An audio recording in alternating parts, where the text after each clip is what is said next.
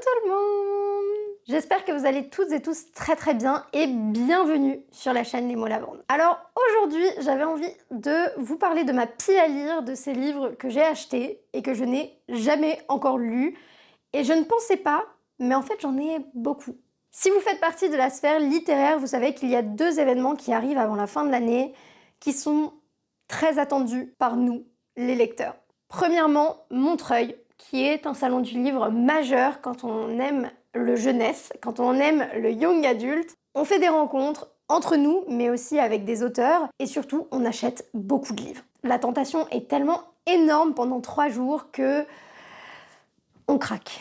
Personnellement, j'ai un budget spécial pour Montreuil tous les ans. Et le deuxième événement qui arrive avant la fin de l'année et qui nous met un petit peu nos pales en PLS, c'est Noël. Alors, avant ces 2 événements, j'avais envie qu'on fasse le point, qu'on les compte, qu'on sache où on en est finalement dans cette pile à lire. Petit aparté, avant de commencer, souhaitons la bienvenue à vos oreilles. Oui, parce que ça, c'est vos oreilles. J'espère que la qualité est bien, mais j'en doute pas parce que ce micro est quand même très bon. Par contre, ce qui peut influer, c'est si je suis trop loin ou trop proche du micro et si la sensibilité est trop élevée ou trop basse. Donc dites-moi en commentaire si vous trouvez que le micro a une sensibilité trop élevée, s'il a une sensibilité trop basse, si vous pensez que le micro est un peu loin de moi. Bref, n'hésitez pas à me faire des retours là-dessus en commentaire. Et sans plus attendre, commençons. Accrochez-vous, prenez un petit thé, un petit café, parce que vous allez voir, il y en a pas mal. Le premier livre de ma pile à lire, c'est la saga Jeanne d'Arc de Mark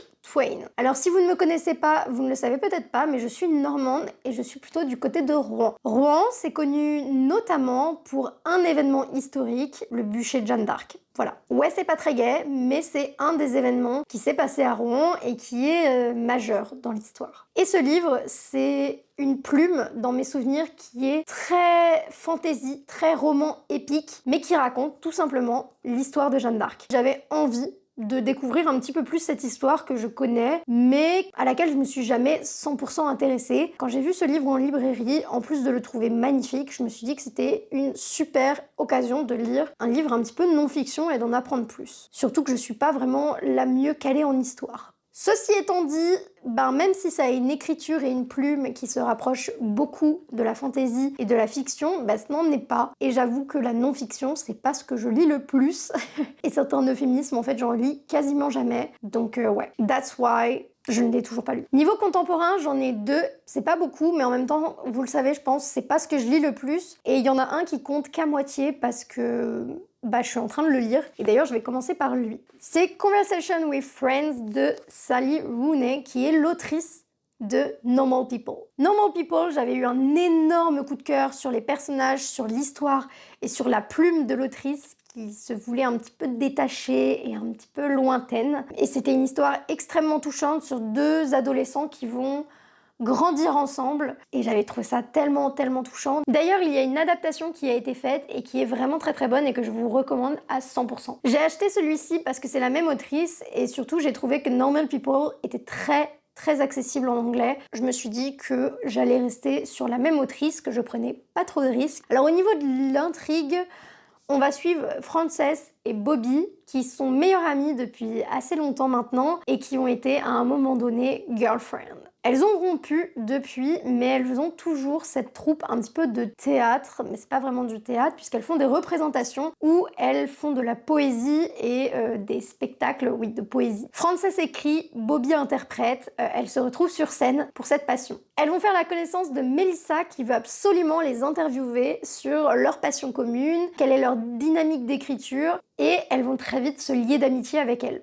Mais elles vont aussi rencontrer son mari qui est acteur et il va se passer plein de choses. C'est des romans de vie, des tranches de vie, et donc on va juste suivre nos personnages pendant un temps donné, leurs tensions, que ce soit des tensions amicales, amoureuses ou des tensions en mode drama. Le deuxième contemporain, c'est de Jojo Moyes qui est l'autrice de la trilogie Avant toi, après toi et après tout. Si ça vous dit quelque chose, c'est normal puisque le premier tome, Avant toi, a été adapté en film avec Emilia Clarke et Sam Claflin. Et cette même autrice a écrit Une douce odeur de pluie. Alors en fait, elle a écrit énormément de livres, mais celui-ci me tentait beaucoup. Malheureusement, il dort un petit peu dans ma pile à lire, parce que vraiment les contemporains, c'est juste pas ce que je lis le plus. Lorsque Kate fuit son Irlande natale afin d'échapper aux tensions familiales, elle se fait la promesse de toujours être une amie pour son enfant.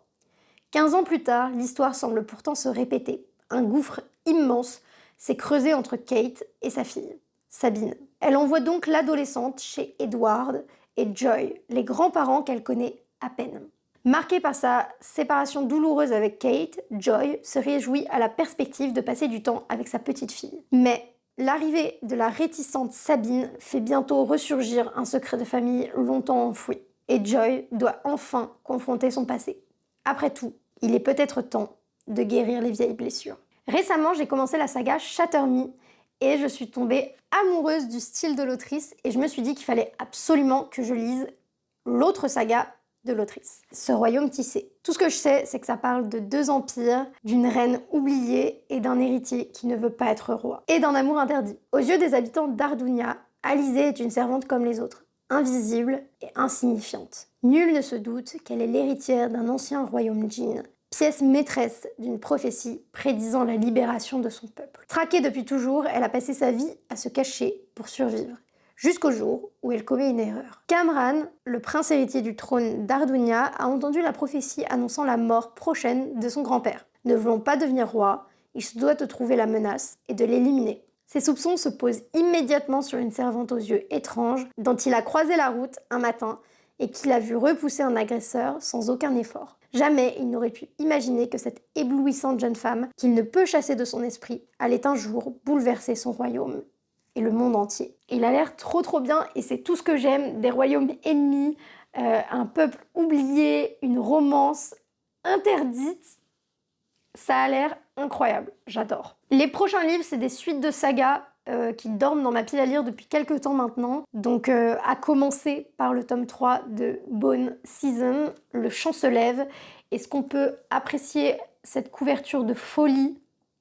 Pour ceux qui ne connaîtraient pas, Bone Season, c'est une urban fantasy qui se passe à Londres et on y suit Paige qui est dotée de pouvoirs surnaturels. Ces pouvoirs lui permettent de, quand elle est endormie, quitter son corps et se balader un petit peu partout dans la ville. C'est un pouvoir très utile, mais surtout très dangereux, parce que les gens dotés de ce genre de pouvoir sont chassés, traqués par la milice et tués. Elle fait partie de la pègre, qui est entièrement composée de gens comme elle, finalement, et elle a comme projet d'orchestrer la rébellion contre Sion-Londres. Sauf qu'avant même que son plan se mette en place, elle se fait capturer par la milice et envoyée dans un camp où elle découvre des créatures surhumaines très spéciales. Son seul but, à partir de maintenant, c'est de quitter ce camp et de rentrer à Londres. Ça, c'est le 3e tome et j'avais adoré le tome 1 et le tome 2, mais Samantha Shannon. Samantha Shannon, c'est une plume qui est très dense. Quand je l'ai commencé celui-ci, j'étais tout simplement pas dans le mood. Je me sentais pas de me lancer là-dedans. Et du coup, c'est vrai que je l'ai mis de côté et au final, je l'ai jamais continué. Pourtant, j'adore l'histoire, je trouve ça tellement original, tellement bien. Et la romance slow burn est incroyable. Donc c'est une saga que j'ai vraiment envie de continuer, mais voilà. Restons dans le Samantha Shannon, Le prieuré de l'Oranger. C'est ma meilleure amie qui me l'a offert Noël dernier et je l'ai commencé lors de mon voyage en Italie parce que je m'étais dit que c'était le bon moment, surtout que c'était une lecture commune, donc je m'étais dit que ça allait me motiver à le lire parce qu'il est énorme. Lui aussi, c'est une brique qui te casse le poignet. Sauf que, premier problème, Samantha Shannon, plume hyper dense, donc univers hyper dense. Ça a été vraiment compliqué, les premières pages sont vraiment complexes et surtout, je n'arrivais pas à me repérer dans l'univers. On est divisé entre le nord, le sud, l'est et l'ouest. J'ai trop eu du mal à comprendre où on était, quel protagoniste était où. Et c'est vrai que je me suis énormément mélangé les pinceaux et je suis restée bloquée là-dessus. Ce qui fait que ça m'a complètement gâché mes premières pages. Donc un jour, je m'y remettrai, mais il faudra vraiment que je me fasse un plan, ou je ne sais pas, pour comprendre qui est où et comment ça se passe. Parce qu'il n'y a pas de carte dans celui-là, et c'est quelque chose que je me souviens qui m'a beaucoup manqué. On continue dans les pavés. Crescent City 2. J'ai adoré le tome 1. Pour rappel, on y suit Bryce qui vit dans une ville, donc c'est une urban fantasy. Il y a beaucoup de créatures telles que les sirènes, les tritons, les anges et plein d'autres. Et Bryce, c'est une adolescente qui vit, qui aime, qui fait la fête et surtout qui profite de ses amis et de sa famille. Enfin, ses amis sont sa famille. Un soir, en rentrant de soirée, elle découvre ses amis morts, assassinés, dans une violence extrême. Et son but, à partir de maintenant, c'est de découvrir pourquoi ils ont été assassinés, par qui, comment. Et elle va devoir faire équipe avec un ange pour ça. Et je vous laisse découvrir la suite. C'est une saga que j'ai adorée, enfin un premier tome que j'ai adoré, même si les 300 premières pages étaient très denses. Mais du coup, j'ai oublié plein de choses entre la sortie du tome 1 et la sortie du tome 2. Et c'est ça mon problème, c'est simplement que je ne me rappelle pas de tout. Sauf que j'avais commencé à lire le tome 2. Je comprenais rien, j'étais en mode mais j'ai lu le tome 1. Donc quand tu ne te rappelles pas du tome 1, vraiment, c'est difficile de se lancer dans le tome 2. Donc soit il faut que je m'organise une relecture du tome 1, soit tout simplement que je me spoil, que je trouve un résumé spoilant très détaillé et que je comprenne en fait tout simplement ce qui s'est passé dans le tome 1 parce que là je ne me souviens plus des 3/4 des plot twists. Le Royaume de Pierre d'Angle 2. J'ai adoré le tome 1 même si encore une fois c'était une plume qui était assez lente, assez dense et un univers très riche. Alors on y suit un héritier qui n'a pas du tout envie d'être héritier et de devenir roi. Alors il décide de prendre la mer et de faire sa vie sur un bateau. Il découvre le monde, il explore les mers, il vit sa meilleure vie jusqu'au jour où il rencontre sa future femme. Et grâce ou à cause de cette rencontre, il va vouloir rentrer au pays et s'établir enfin en tant que roi. Je vous laisse découvrir la suite. C'est beaucoup plus poussé et beaucoup plus dense de tout ça. Je me souviens du plot twist du tome 1, mais j'ai jamais commencé le tome 2. Ensuite, le Paris des Merveilles 3. Alors pour le Paris des Merveilles, pour vous situer un petit peu l'histoire, on se situe à la fin du 19e siècle, début du 20e, et c'est le plein âge d'or de l'Art Nouveau. Et c'est vraiment la capitale où il faut être à ce moment-là parce que il se passe énormément de choses, artistiquement parlant, au niveau des inventions aussi. Mais il faut aussi vous imaginer que parmi cette capitale, on peut trouver une porte secrète et cachée, qui nous emmène vers un monde peuplé de fées, de gnomes et de tout le folklore. Certaines de ces créatures et certains humains qui sont autorisés peuvent voyager d'un monde à l'autre. On y suit un couple qui a des relations très particulières et qui vont enquêter sur... alors dans le premier tome c'est un meurtre, le tome 2 c'est une disparition et le tome 3, je ne sais pas encore. Évidemment, tout ça a un lien avec des complots et la magie du monde caché, de l'outre-monde. C'est une écriture très particulière mais qui est géniale et c'est des livres qui se lisent assez lentement avec une rythmique très lente que j'ai adoré. Pourtant, c'est vraiment pas mon style de base, mais ça m'a fait du bien de les lire et de ralentir un petit peu pendant ma lecture. Donc voilà, j'ai adoré le tome 1, j'ai adoré le tome 2. Faut juste que je me lance dans le tome 3 en fait. Celui-ci, je ne l'ai pas encore lu, mais c'est pour une raison très particulière. J'ai adoré le premier tome et j'ai profondément peur que la lecture du tome 2 me gâche l'expérience du tome 1. Et je parle de Blood and Honey, le tome 2 de Serpent and Dove. Donc on suit deux protagonistes. Elle, c'est une sorcière qui a fui un petit peu. On ne sait pas ce qu'elle fuit, mais elle suit son destin, son passé. Vous vous en doutez bien, ça va la rattraper. Et lui est chasseur de sorcières. Ils vont se retrouver liés l'un à l'autre par les liens sacrés du mariage et vont devoir cohabiter. Évidemment, elle va devoir absolument garder le secret au risque qu'il ne le découvre et la tue finalement. Mais vous vous en doutez qu'une relation va s'installer, que des sentiments vont prendre place. Et on a toujours ce destin qui va essayer de la rattraper. Et c'est une intrigue que j'ai trouvée tellement bien. C'est cliché, mais qu'est-ce que j'ai aimé et les personnages étaient tellement cool. Le premier tome a été un réel coup de cœur et j'ai juste trop peur d'être déçue par le tome 2. Celui-ci, c'est Muffins and Books qui en avait parlé et qui m'avait trop donné envie de le lire. Et pour le coup, j'adore les éditions Lumen aussi. Donc quand je l'ai trouvé sur Vinted pour une bouchée de pain, j'ai sauté dessus. C'est Seul un monstre de Vanessa Len. N'oublie pas la règle d'or, personne ne doit savoir ce que tu es. Jamais tu ne devras parler des monstres à qui que ce soit. Pour Joanne, les vacances s'annoncent idylliques. Elle est bien décidée à savourer tranquillement son séjour dans la famille un peu farfelue de sa mère. Elle adore son petit boulot au manoir de Holland House, où elle se rapproche peu à peu d'un autre passionné d'histoire, Nick. Mais rien de tout cela n'est en fait un hasard. Quand une nuit, un terrible drame se produit, l'été de la jeune fille vire au cauchemar. Les Hunt ne sont pas simplement de grands excentriques, ce sont des créatures dotées de pouvoirs cachés, aussi fascinants que terrifiants. L'un des 12 clans qui règnent en secret sur la capitale. Le tueur de monstres des contes de son enfance n'est pas qu'un mythe, il existe bel et bien, et ne reculera devant rien pour abattre ceux qu'elle aime. Pire encore, c'est Nick, le garçon auquel elle a commencé à s'attacher. Pour sauver les siens d'une mort certaine, Joanne va donc devoir s'allier avec l'héritier d'un clan ennemi, Aaron Olivier. Mais surtout, il va falloir accepter sa véritable nature.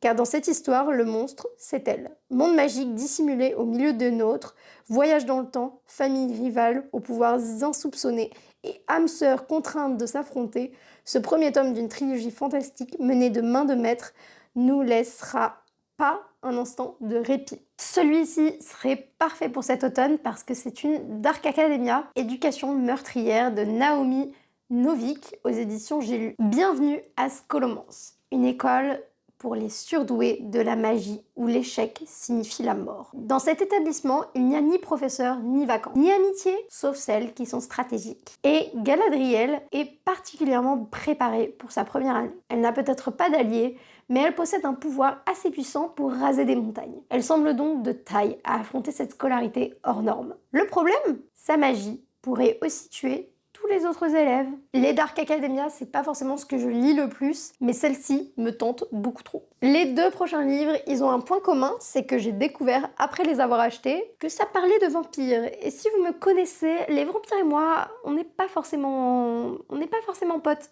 Hein, on s'apprécie mais pas vraiment. Donc c'est vrai que c'est un petit peu ce point-là qui m'a refroidi et pourtant l'univers de base me plaisait trop. Le premier, c'est Magie et sentiments, les secrets de Longdown. Cela fait des siècles que la Terre et la Lune n'ont plus aucun contact. Mais en 1955, la situation politique a changé et un mariage est évoqué pour entamer les négociations de paix. Luc est un mage redouté. Expert en duel et connu pour ses frasques amoureuses. Il est le bras droit du prince héritier des Terriens. Sa sœur, Rebecca, est ainsi désignée pour épouser Nathaniel, l'aîné de la famille la plus puissante des Lunaires. La rencontre a lieu à Buckingham Palace, où les promis se découvrent sans déplaisir. À cette occasion, le mage, Luc, fait la connaissance de la belle et mystérieuse Sheva, la sœur de Nathaniel. L'ambiance est électrique. Tous deux sont là pour protéger leur famille et leur souverain. Mais sont-ce là leur seule mission? Au cœur d'une Longdown en effervescence, marquée par les meurtres sanglants du vampire de Blackchurch et des négociations diplomatiques, sous haute tension, les secrets sont partout qui dissimulent les rapprochements les plus inattendus. En vrai, ça me donne envie, mais c'est juste... Les vampires, qu'est-ce qu'ils viennent faire là-dedans? Le suivant, c'est Le secret du roi de Marie Valente. C'est une autrice française que j'ai eu la chance de rencontrer et qui est adorable, qui est trop gentille. Et je voulais trop lire ses livres, même si ça parle de vampires. En vrai, elle me l'a bien vendu et elle m'a presque fait oublier qu'il y avait des vampires dedans. Dans un Paris où les courtisanes du Palais Royal sont aussi des vampires hypnotiques et les bouchers de Châtelet une meute de lycanthropes, le jeune Louis XV donne à Hippolyte une mission primordiale. Maintenir l'ordre dans la face cachée du royaume, peuplé de créatures surnaturelles dont le monde ignore l'existence. Un honneur à double tranchant. C'est la promesse de 1000 aventures épiques, mais aussi le risque d'éventer son plus grand secret.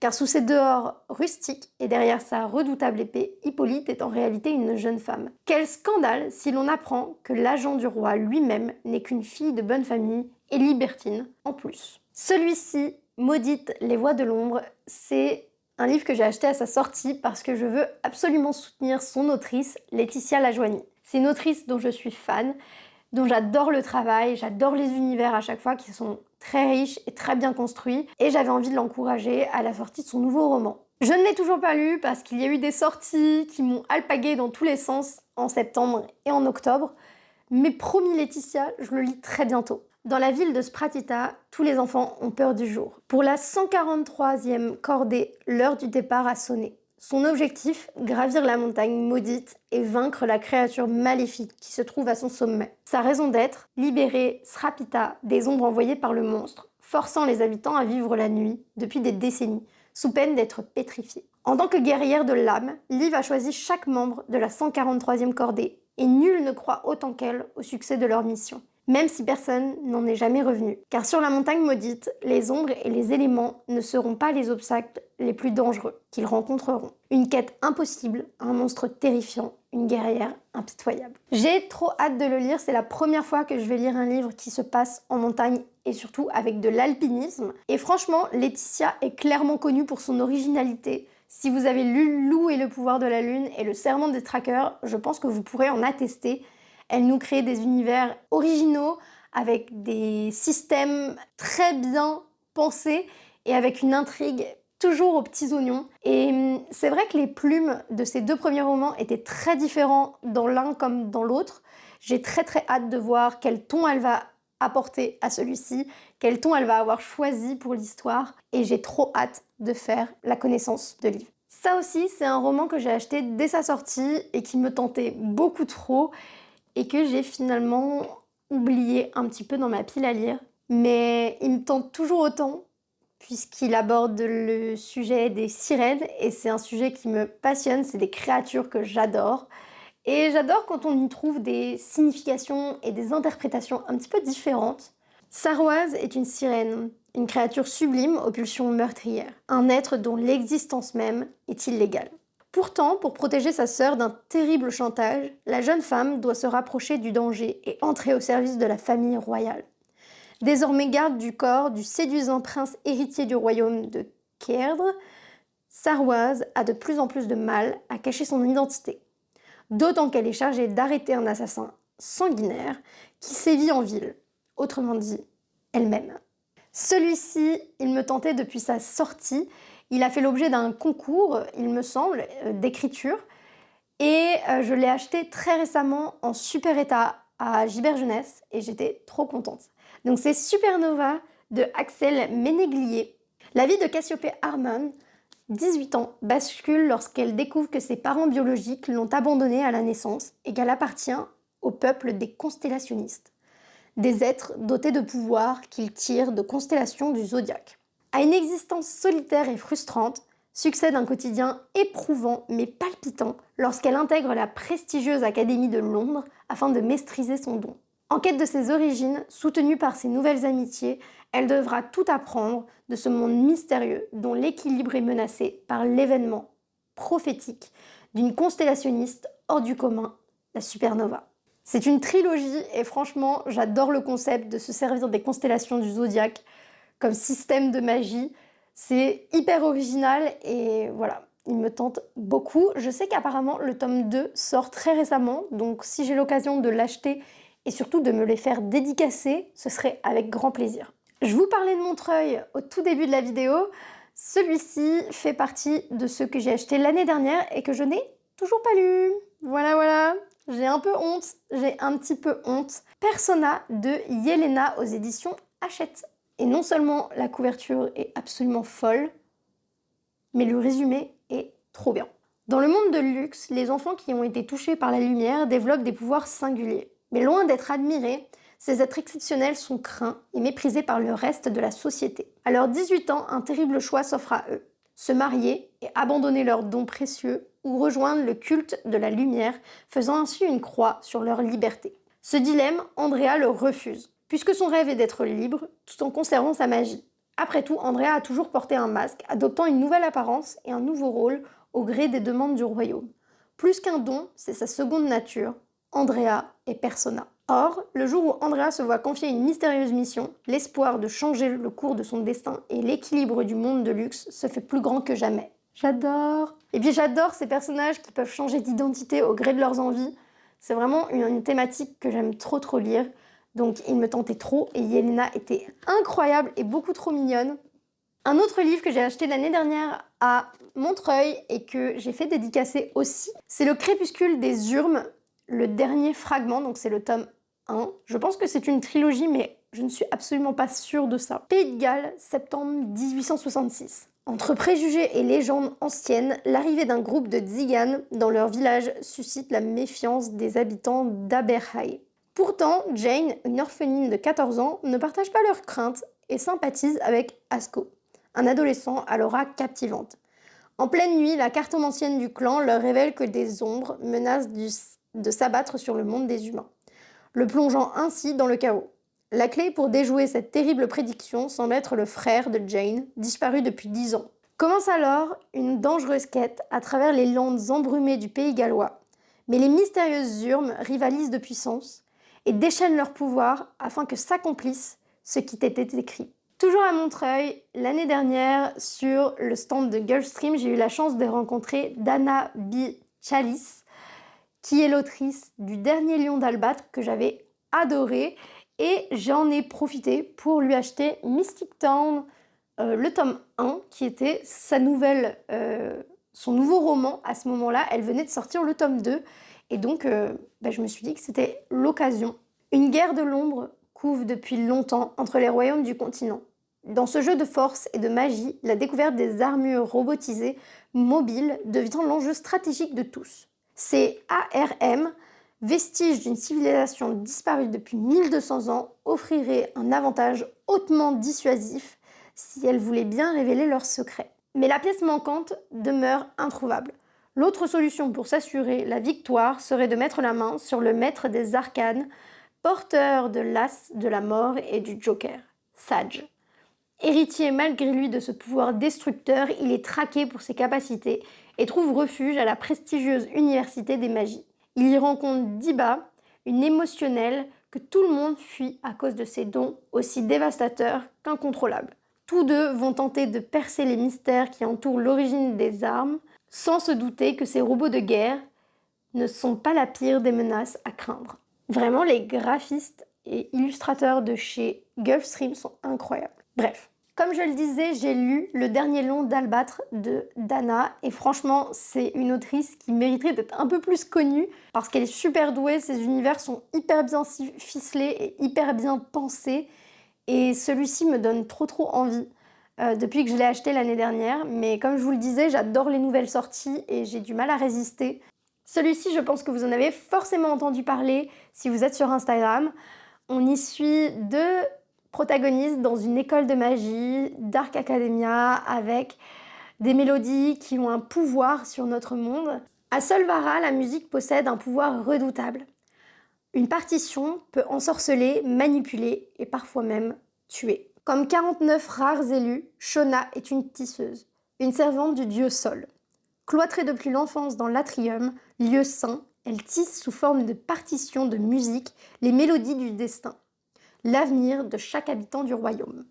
Lorsqu'elle entrevoit par accident son propre futur dans lequel elle est à l'origine de la chute de Solvara, son existence bascule. Bientôt accusée d'être au cœur d'un complot qui vise à renverser le roi, Shona décide de fuir. Contrainte de collaborer avec Alistair, un musicien aristocrate dont le destin semble intimement lié au sien, la jeune femme n'aura d'autre choix que de démêler les notes de sa destinée avant que celle-ci ne s'accomplisse. Non seulement c'est un objet livre qui est magnifique, mais en plus l'histoire me tente beaucoup trop et c'est parfait pour l'automne, donc j'avoue qu'il est dans la liste des livres que j'aimerais lire très prochainement. A Down of Onyx de Kate Golden aux éditions Olympe. Si vous me suivez, vous savez que j'ai une petite passion pour les éditions Olympe qui ont la tendance de nous faire des livres absolument magnifiques. Ils nous font des objets livres mais tellement beaux depuis qu'ils existent. Ils sont très récents, mais quelle maison dingue. Et celui-ci, quand j'en ai entendu parler, Arwen n'avait jamais pensé être courageuse. Pourtant, lorsque des soldats ennemis parviennent jusqu'à son village, elle n'hésite pas à offrir sa vie pour protéger sa famille. Faite prisonnière et emmenée dans le royaume le plus dangereux du continent, elle doit utiliser ses étranges capacités magiques pour soigner les soldats du cruel roi d'Onyx. Et impossible d'affronter seule les bois anciens et maléfiques qui entourent le château. Coopérer avec un autre prisonnier pourrait être son seul chemin vers la liberté. Malheureusement, celui-ci est aussi exaspéré que rusé et ne semble pas particulièrement pressé de l'aider, ni même de s'évader. Tout en cherchant à s'échapper, Arwen découvre que le monde est bien plus vaste et plus compliqué qu'elle ne le pensait. Pourquoi le roi d'Onyx a-t-il attaqué un royaume dépourvu de ressources? Quelles sont donc les véritables causes de la guerre qui rage? Il a l'air tellement bien et je sais que Marine de Marine Books sur Instagram en a parlé maintes et maintes fois et il me tente trop, je vous jure, depuis qu'il est sorti. J'ai qu'une envie, c'est de le lire, mais je vais pas vous refaire le même discours, j'ai l'impression de dire ça depuis le début de la vidéo. Je suis très sortie et quand je l'ai acheté, je pensais le lire tout de suite et finalement j'ai lu d'autres livres qui sont sortis et voilà. Pour rester dans les éditions Olympe, j'ai celui-ci, donc House of Marion de G. Hale, qui est sorti cette année et qui a l'air incroyable. Mais je peux pas vous en faire un résumé parce que j'ai pas la jaquette, elle doit être dans ma boîte à jaquettes. Quand j'aime pas une jaquette, je la mets dans une boîte qui est réservée aux jaquettes indésirables. Et c'est vrai que je peux pas vous faire un résumé, mais c'est une autre sortie Olympe qui me tentait beaucoup trop. Un petit peu dans la vibe Dark Academia, Urban Fantasy, etc. Voilà. Promis, c'est mon dernier roman Olympe. Mais celui-ci, c'est la sortie récente. Il est sorti il y a une semaine à peine. Et c'est Powerless de Lorraine Robert, que j'ai eu la chance de rencontrer et qui était adorable. Celui-ci, on l'attend depuis tellement longtemps en français et ils nous ont trop bien servi. Cette jaquette est incroyable, mais alors ce jaspage, je suis pas fan du vert de base, mais alors les couleurs, les gars, absolument fan. Encore une fois, je suis pas fan du vert, mais il faut reconnaître qu'il est très très beau. Seuls les êtres extraordinaires ont leur place au royaume d'Ilia. Seuls ceux qui disposent d'un pouvoir ont le droit de vivre. Paedin fait partie des ordinaires, chassés et tués pour préserver cette société d'élite. Son existence même est un crime. Pour survivre, elle se prétend médium et mène une vie de voleuse dans les bas-fonds. Elle parvient à faire profil bas jusqu'au jour où elle sauve, sans le savoir, l'un des princes d'Ilia. Elle est alors choisie pour les épreuves de la purge, une compétition brutale censée mettre en valeur les pouvoirs des élites, dont elle est entièrement dépourvue. Si les épreuves ne la tuent pas, le prince Kai le fera lui-même, lorsqu'il découvrira ce qu'elle est. Il est le futur exécuteur, le bourreau des innocents, le chasseur d'ordinaire. Elle est la menace qu'il cherchait d'anéantir, tomber amoureux et peut-être ce qui pourrait leur arriver de pire. C'est un mélange entre Hunger Games et The Bright Kingdom. J'ai envie de crier. Et celui-ci, vraiment, je l'attends depuis tellement longtemps en français que j'ai sauté dessus, j'étais obligée de l'acheter. Tellement contente d'avoir rencontré l'autrice qui était juste adorable. Même si j'avais pas lu le livre, c'était trop cool et c'était un trop bon moment. Et j'ai trop hâte de le lire. Celui-ci, c'est ma copine au pays des livres qui me l'a recommandé et je ne pouvais pas passer à côté. Il s'appelle Défier la nuit, c'est des éditions Rajo et c'est de Brigitte Kéméraire qui est l'autrice de Un sorcier noir et éternel. Je me permets de vous montrer ce jaspage incroyable. Un prince désespéré, une rebelle intrépide, une attirance dangereuse.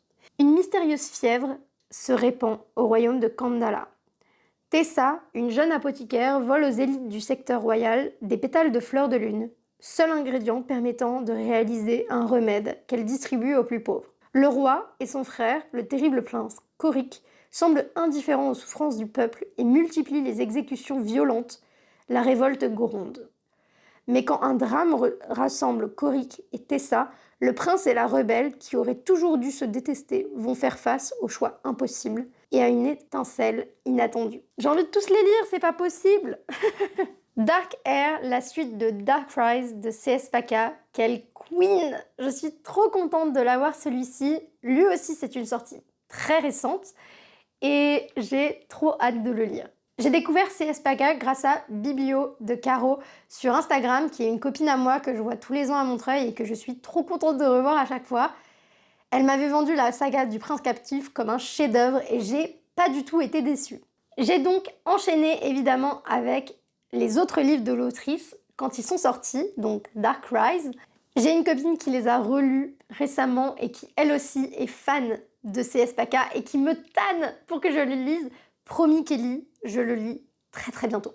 Je vais pas vous faire un résumé de ce tome-ci parce que ça vous spoilerait l'entièreté du tome 1 et ce n'est absolument pas le but. Mais pour vous faire un rapide résumé de ce qui se passe dans le premier tome, on va suivre Will qui est dans un monde où il y a eu un roi dévastateur qui a mis le monde à feu et à sang. Je me rappelle plus des noms, je suis désolée. Tout ce qu'on sait, c'est que quand il a été vaincu, il a prédit qu'il allait se réincarner et revenir. Alors, le monde dans lequel Will évolue, c'est un monde instable qui redoute le retour de ce roi. Je vous laisse évidemment découvrir le reste, mais c'est un univers qui est super dense et en même temps hyper young adulte, c'est très accessible. Mais c'est vraiment pas le genre de young adulte où tu te dis c'est moins bien pensé qu'un adulte. Pas du tout, c'est tellement bien pensé, il y a énormément d'indices et tu vois pas du tout venir les retournements de situation. Franchement, j'étais choquée de la révélation du tome 1. J'ai juste trop hâte de voir la suite et les couvertures sont magnifiques. Mon résumé est vraiment cata, mais les gars, je l'ai lu il y a super longtemps. Le dernier est là. Horus aussi.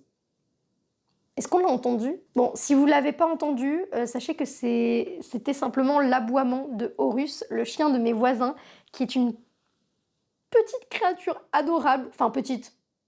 C'est un gros bouvier bernois, donc il est pas si petit, mais c'est vraiment un amour. Et le truc, c'est qu'il aboie beaucoup quand il est dehors. Il n'est pas souvent dehors, du coup, mais il aboie beaucoup. Mais il est adorable. Bref, c'était pour vous mettre un peu de contexte, si jamais on l'a entendu.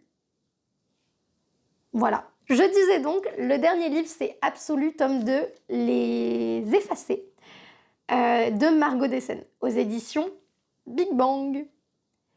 J'ai trop hâte de lire ce tome-là, et évidemment le tome 3 qui sort très prochainement, il sort le 13 novembre, et d'ailleurs, je vous prépare une vidéo sur cette trilogie. Absolu, c'est l'histoire d'une ville qui n'ouvre ses portes qu'une fois par an, et elle y envoie des soldats. Ces soldats ont une mission, vaincre la chose. La chose, c'est une créature mystérieuse. Personne ne sait à quoi elle ressemble, mais il faut évidemment la détruire. Donc, tous les ans, on envoie 100 jeunes qui ont cette mission. Le souci, c'est que personne n'en est jamais revenu. Et ici, on va suivre plusieurs protagonistes qui sont envoyés dans la zone. Si vous ne connaissez pas Margot Dessen, c'est une podcasteuse, instagrammeuse et autrice. Elle est multicasquette et elle a écrit la saga Absolue. Je sais qu'elle est en train d'écrire un autre livre aussi. Et ces livres sont bourrés de talent. C'est vraiment un univers de folie.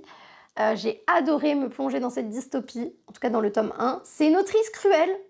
Donc sachez que si vous commencez Absolue, préparez des mouchoirs, vous allez forcément pleurer. Et il y a des morts, évidemment. Après, c'est une dystopie, j'ai envie de dire, s'il n'y a pas de mort, c'est suspect. Mais voilà, tout ça pour dire que je l'ai acheté à sa sortie, j'avais trop hâte de le lire, trop hâte de le commencer après la fin du tome 1. Et finalement, comme les autres, j'ai enchaîné sur d'autres livres et il a fini par être oublié un petit peu au fond de ma pile à lire. Et c'est trop dommage.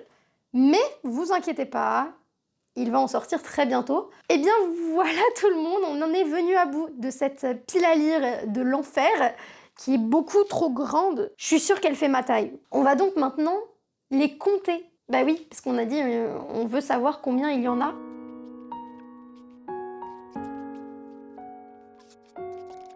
Ça nous fait donc 27 livres dans la pile à lire. C'est énorme. Il faut savoir que je lis entre 60 et 70 livres par an. Ça me fait presque une demi-année de lecture. Il faut aussi savoir que du coup, j'en attends 2 au mois de novembre, notamment Absolu tome 3 et Atalante de Cassandre Lambert. Ça nous fait donc un total de 29 si on compte déjà ces deux-là qui sont précommandés. Si jamais mes parents passent par là, parce que je sais que ça risque d'arriver un jour ou l'autre, non, je n'arrêterai pas d'acheter des livres. Et je ne finirai sûrement pas ma pile à lire avant d'en acheter d'autres, mais je promets de faire des efforts pour réduire cette pile. On va essayer. Il y a énormément de livres dans cette pile à lire qui me donnent vraiment envie et que j'ai envie de lire là tout de suite maintenant. En fait, quasiment tous, parce qu'ils font tous plus ou moins partie des sorties assez récentes, mais c'est horrible parce que il faudrait que je ne fasse que ça de mes journées, et même si théoriquement je pourrais, puisque vous le savez, je suis dans une période un peu floue, je ne fais pas que ça de mes journées non plus. Je lis beaucoup, donc j'achète beaucoup. Mais c'est vrai que là c'est un peu extrême. Ouais, j'en reviens pas d'avoir quasiment une demi-année de lecture. J'espère que cette vidéo vous aura plu et que vous avez aimé venir avec moi dans cette aventure autour de ma pile à lire. J'espère que ça n'a pas duré trop longtemps et que les variations de lumière ne sont pas trop affreux. Merci d'avoir été là, merci d'avoir été à l'écoute. Je vous fais d'énormes bisous et rendez-vous dimanche prochain.